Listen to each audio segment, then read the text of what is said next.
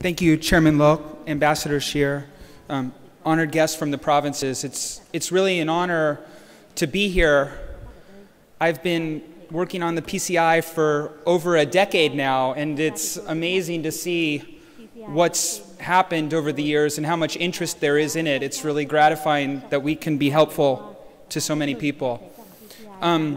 As I said, I've been doing it for 10 years, and for the most part, over those 10 years, my role has been, after Tuan or Chairman Wing gave a very interesting and exciting presentation about the PCI, my job was to explain the methodology, and everybody would go and get a coffee break during that time.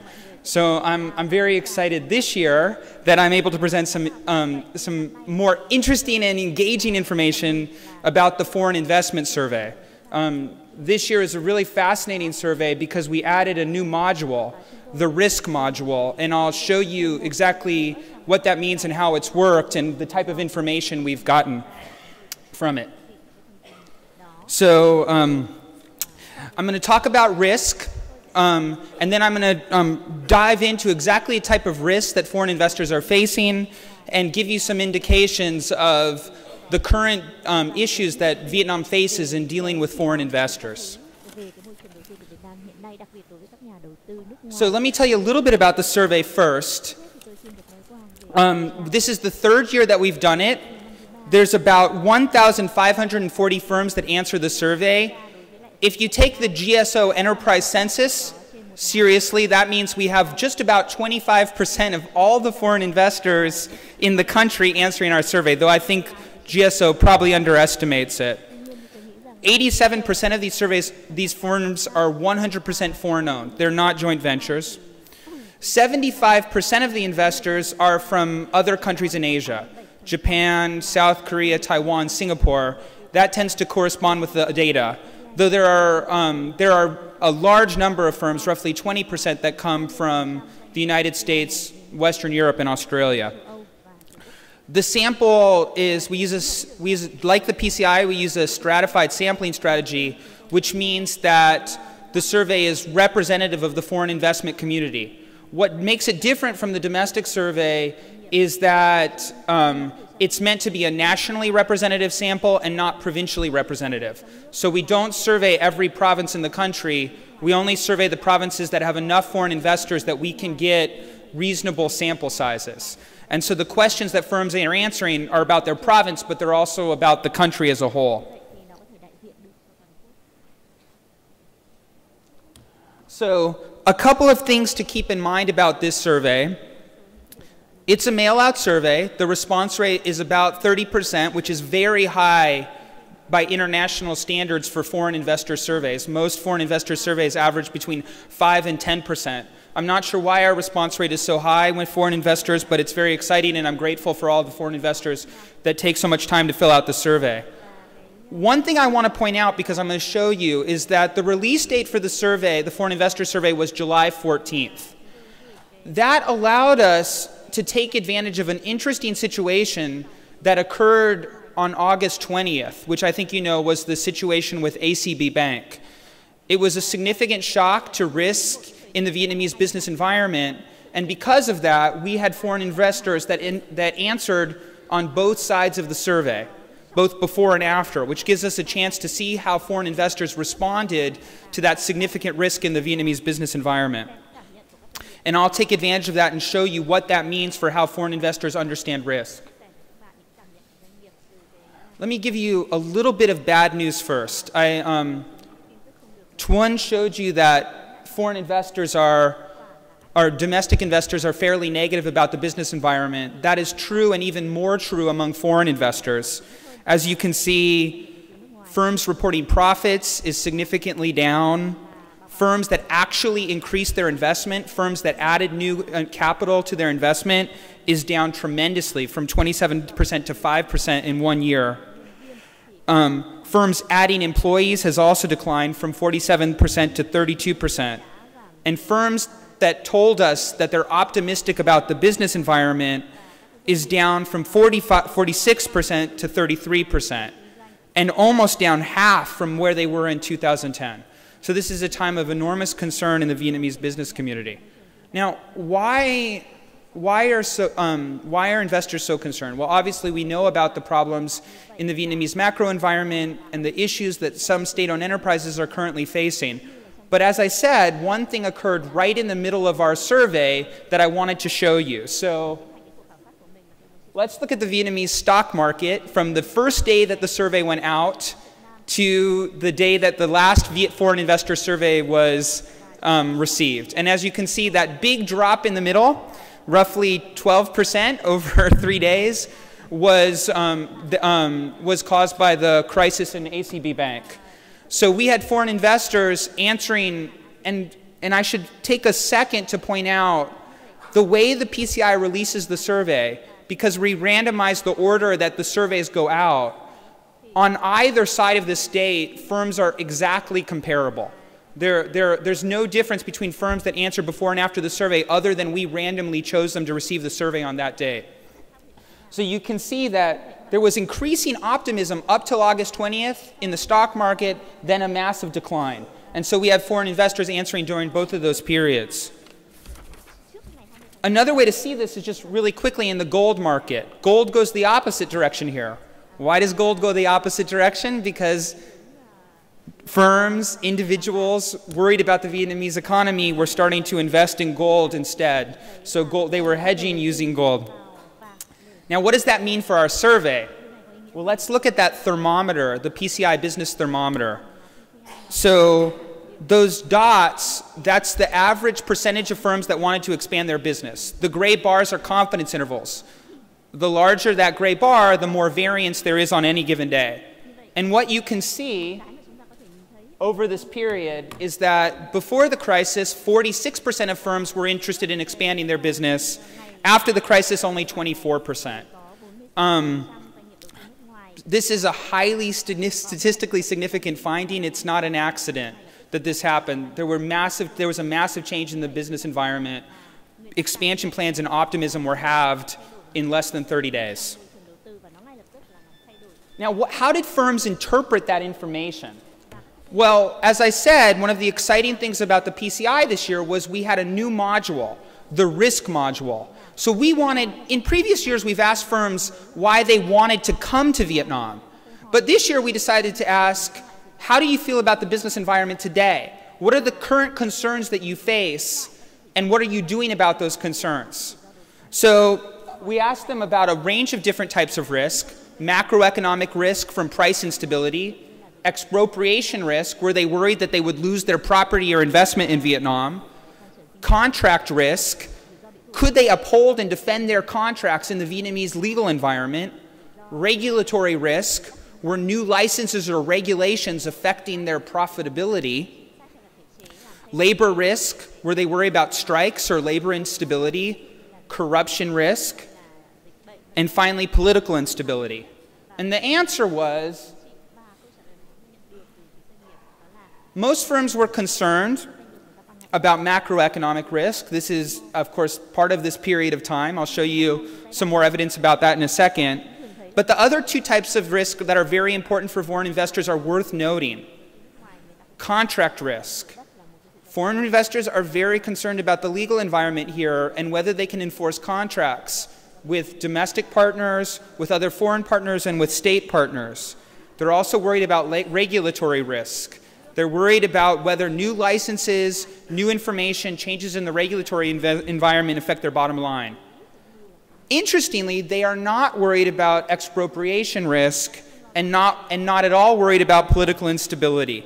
I think they have, like the rest of us, ideas that the Vietnamese government's going to be around for a while. Now, how did the crisis at ACB affect firms in perceptions? Let me show you something. So there's macroeconomic risk. This number here is before the crisis. This number here is after the crisis. You can see that in just 30 days, fears about the macroeconomy went up 20%. Similarly, interestingly, Fears about regulatory changes and labor relations also changed dramatically and significantly over this period. So firms' initial fears about these types of risks actually increased over the course of the crisis. Contract risk also went up. Although, interestingly, and we can talk about this hopefully later on, corruption risk and political instability, actually, their fears about those declined.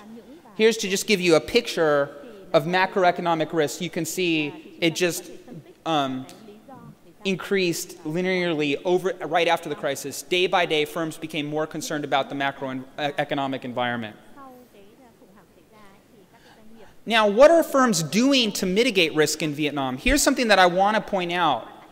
We asked a whole range of activities, and the activities that firms are interested are all internal to the firm. They're all within firm strategies. I want to point that out because firms, notice here, even though we asked about it, there's nothing about firms appealing to the Vietnamese government.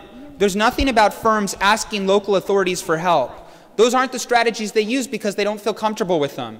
The strategies they're using are finding strategic partnerships, about incrementally increasing their investment licenses so they risk their exposure, and I think most dangerously for Vietnam, moving parts of their supply chain to other countries so that if there's any risk in Vietnam, the rest of the supply chain will continue, right? And also that also mitigates against expropriation risk. So these types of strategies, when you tend to see them in a foreign investment environment, means that foreign investors are still uncomfortable with legal institutions and protection of property rights within the economy.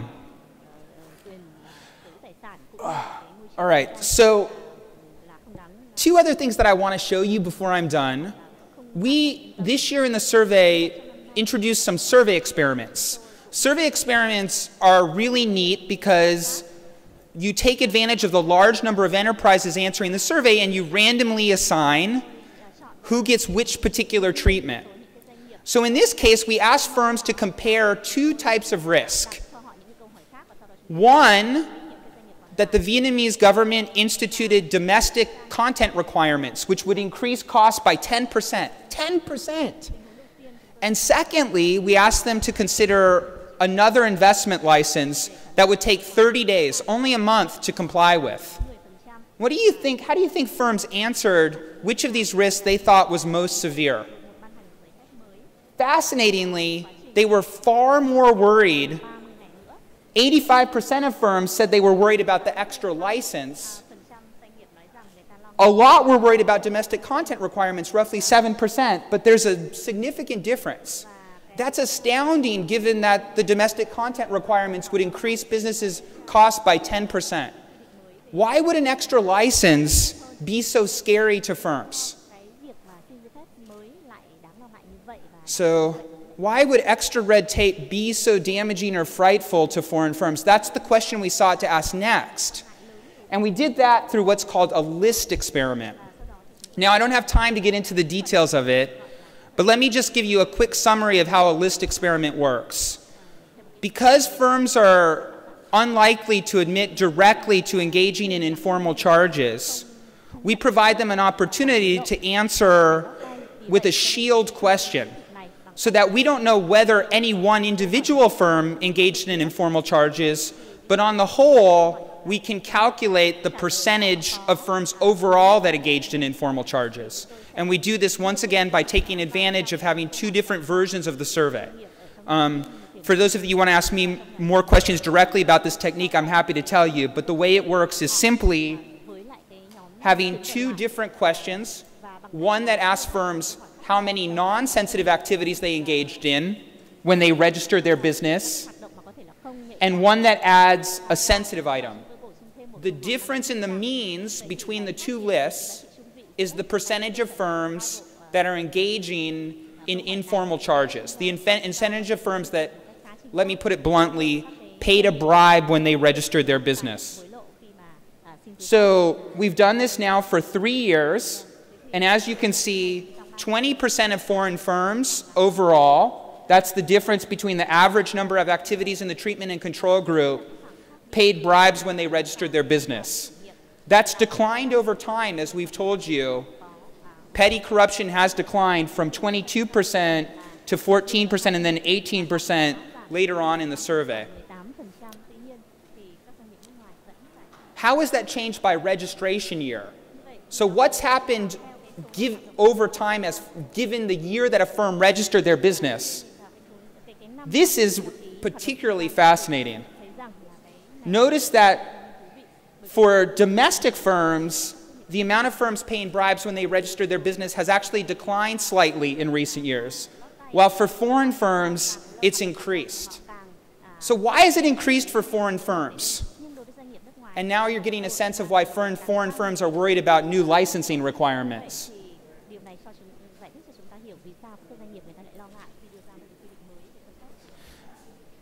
It actually, when we subdivide the data, one of the things that we find is it's not all foreign firms that are likely to pay this.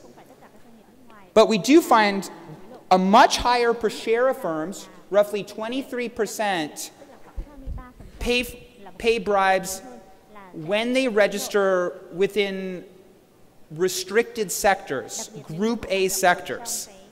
So these, as for those of you who know Vietnamese investment licenses, Group A sectors require special approval. So let's look at why might foreign firms be more likely to pay bribes in these sectors, and it becomes very obvious. A Herfindahl index is a measure of market concentration. Any measure over about 0.25 means that you have the ability to, you have market pricing ability and ability to charge monopoly rents. Here's the profit margin in restricted sectors. So the bottom line is that in restricted sectors, if you can get in, if you can get a license, it's much more profitable. So the bottom line is that bribery tends to be a two-way street in Vietnam. Getting into these sectors is highly profitable. Firms are willing to pay for them. But it also means that gatekeepers know they can take advantage of these types of restrictions. And here's just to show you, this is the difference between foreign firms and non-foreign firms in restricted sectors. There's a 20% higher probability of bribery. And here's foreign versus domestic firms in restricted sectors, a 30% higher increase in profitability. So what's the bottom line? Here are the key takeaways.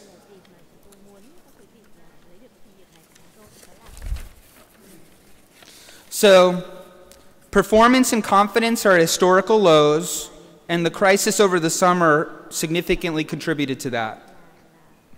Most of the investors believe the crisis is macroeconomic, and firms are relying primarily on internal mitigation strategies, not external mitigation strategies. Secondly, firms are significantly afraid of increases in investment restrictions. And why are they afraid of those? Because those tend to, that red tape tends to be create opportunities for rent seeking that damages firms' bottom lines. So ultimately, firms that have to face extra investment requirements are paying significantly more in informal charges. So moving forward, how will Vietnam deal and improve the business environment for foreign investors? One of these is to make sure regulations don't create these type of rents, which both incentivize investors to engage in illicit activities and also incentivize opportunities for other types of officials. Thank you very much.